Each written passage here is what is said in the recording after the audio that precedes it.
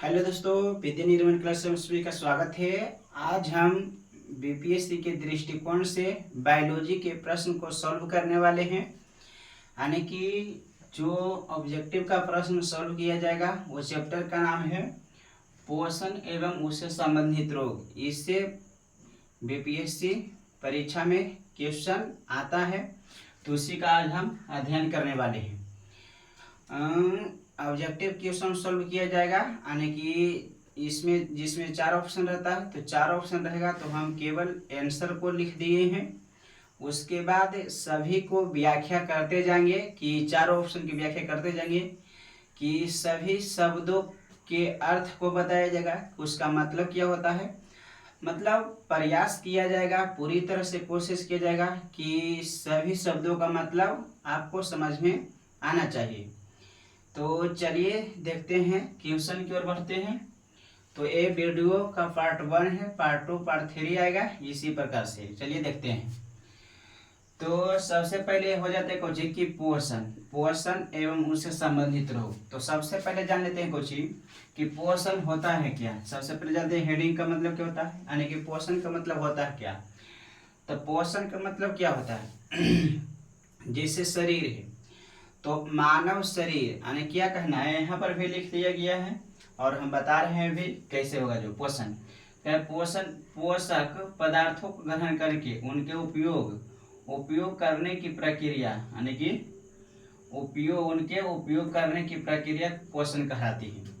जिसे हम पोषण क्या है, तो पोषण एक प्रक्रिया है जिसके द्वारा मानव जीव पोषक तत्वों को ग्रहण करते हैं। जैसे पोषक तत्व क्या क्या हो गया, तो पोषक तत्व हो गया कार्बोहाइड्रेट, प्रोटीन, वसा, खनिज लवण, विटामिन और बाकी जल रुक्षांश आता है जो अलग है।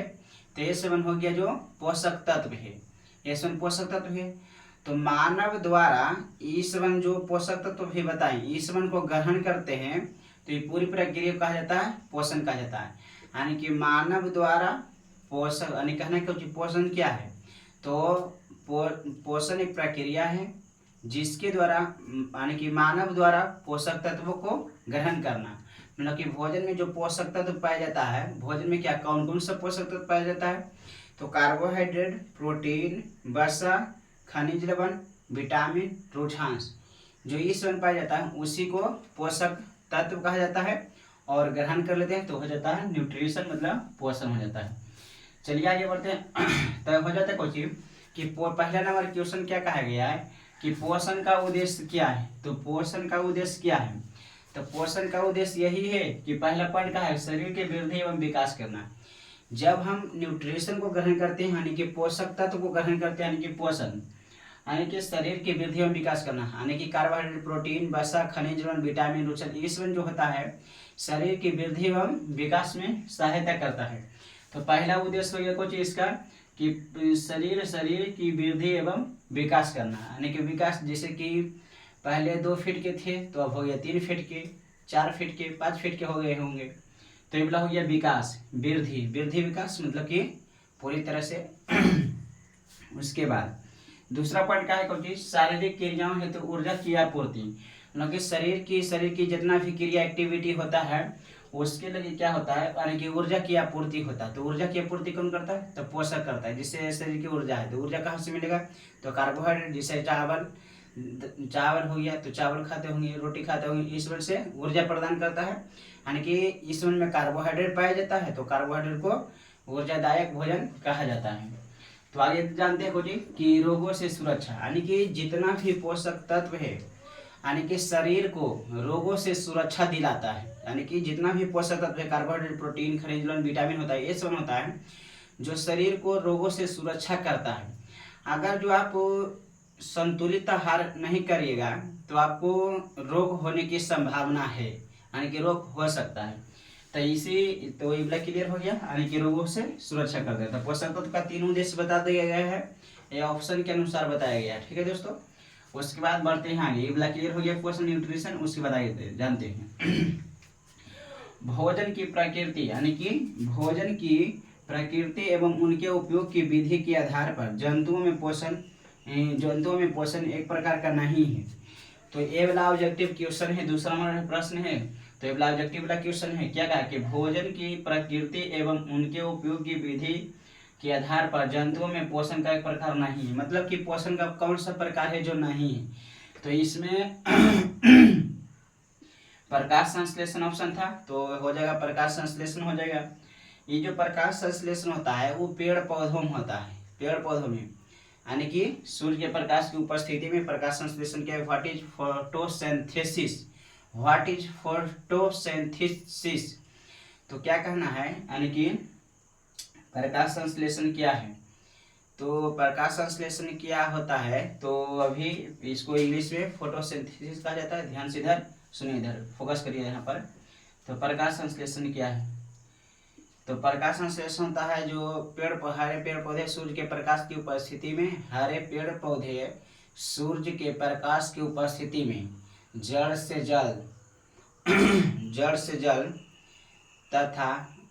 जल को ग्रहण करके अपने भोजन का निर्माण करता है, उसी को प्रकाश संश्लेषण कहा जाता है, यानी कि फोटोसिंथेसिस।